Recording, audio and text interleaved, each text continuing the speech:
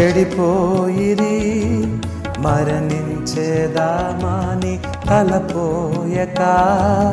మానవులెంతో చెడిపోయిరి, మరణించేదామాని తలపోయక. ఎరుగారు మరణము నిక్కమని, నరకమున్నదని వారెరుగారు. ఎరుగారు మరణము నిక్కమని, నరకమున్నదని వారెరుగారు.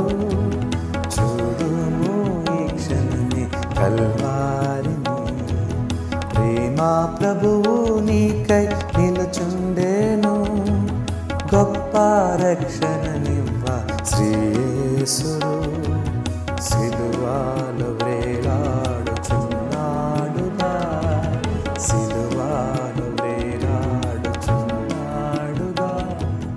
మత్తయి సువార్త 21వ అధ్యాయంలో ఉన్న విషయాల్ని మనం ధ్యానం చేస్తున్నాము. ఈ విజయోత్సవపు ఊరేగింపు సంతోషంతో ప్రారంభించబడింది, దుఃఖముతో ముగించబడటం చాలా విచారకరం. యేసు నీతిపరుడు, రక్షణ కలవాడు, దీనుడిగా వచ్చాడని గుర్తించి కొంతమంది ప్రభుని కేకలతో, ఆయన దావీదు కుమారుడు జయము అంటూ కేకలేసి ప్రభుని స్తుతిస్తుంటే పట్నం వారు కలవరపడ్డారు. అలాగే ప్రధాన యాజకులు, మత నాయకులు వీరు స్తుతిస్తున్న చిన్నపిల్లలను చూసి కసురుకుంటున్నారు. బోధకుడా, నీకు వినిపించట్లేదా? ఇంత గట్టిగా అరుస్తున్నారు, వీరు మౌనంగా ఉండమని చెప్పొచ్చు కదా అని మత నాయకులు యేసుప్రభు అంటే, యేసుప్రభు అన్నాడు, మీరు మౌనంగా ఉంటే ఈ రాళ్ళు కేకలేసి స్తుతిస్తాయని ప్రభు చెప్పినట్లుగా మనం చూస్తాం. ప్రవక్త చెప్పినట్లుగా సియోన్లో ఉత్సాహం, సంతోషం, ఉల్లాసం కనబడాలి, కానీ ఆ ఉల్లాసం, ఉత్సాహం, సంతోషం కనిపించట్లేదు. యేసుని వారు గుర్తించలేదు. ఈయన మెస్సయ్య కాదు అని తలుపులో వేసేసుకున్నారేమో. అందుకని ప్రభు ఆ పట్టణాన్ని చూసి ఏడుస్తాడు. లూకా సువార్త 19వ అధ్యాయం 41వ వచనంలో మనం చూస్తాం. ఆయన పట్టణమునకు సమీపించినప్పుడు దానిని చూచి దాని విషయమై ఏడుస్తున్నాడండి ప్రభు. ప్రభు యొక్క కన్నీళ్లు కొన్ని చోట్ల మాత్రమే బైబిల్ గ్రంథంలో మనం చూస్తాం. అందులో ఇదిగో ఇక్కడొకటి. యెరూషలేము ప్రజలు ఏ విధంగా ప్రభుని తృణీకరిస్తున్నారో ఆ సంగతి చూసి ప్రభు బాధపడుతున్నాడు.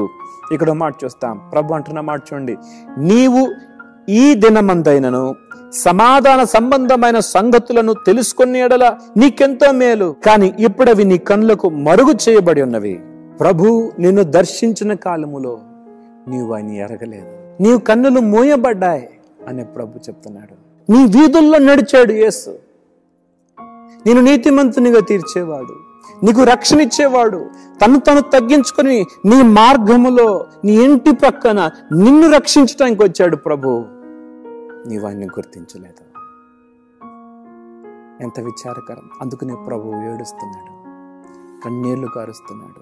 ఆనాడు గుడ్డి భర్తమై, దావీదు కుమారుడా నన్ను కరుణించు అని కేకలేశాడు.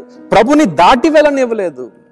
ఆనాడు అబ్రహాము నీ దాసుని దాటిపోవద్దు అన్నాడు. ప్రభు అక్కడే వారి మధ్యలో నిలబడ్డాడు. ఎవరైనా ఆహ్వానిస్తారేమోనని, ఎవరైనా చేర్చుకుంటారేమోనని, ఎవరైనా అంగీకరిస్తారేమో అని తాను అలాగే తగ్గించుకొని నిలబడ్డాడు. కానీ ఆయన్ని ఆహ్వానించేవారు లేరు.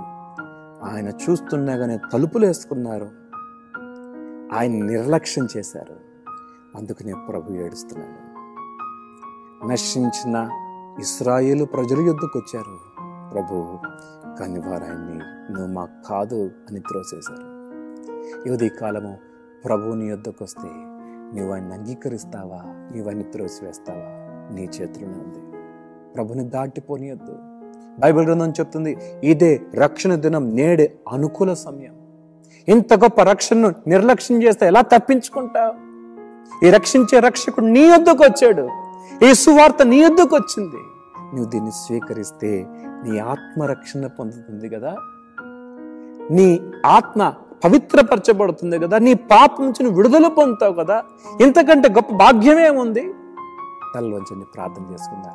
మహోన్నతుడా, నీవు మా యుద్ధకు వచ్చినప్పుడు మిమ్మల్ని దుఃఖ పెట్టేవారిగా కాక మిమ్మల్ని సంతోషపరిచేవారిగా మేముంటకు సహాయం చేయండి. విత్తబడిన మాటలు మా హృదయాలు నీరు కట్టి ఫలింపచేయండి.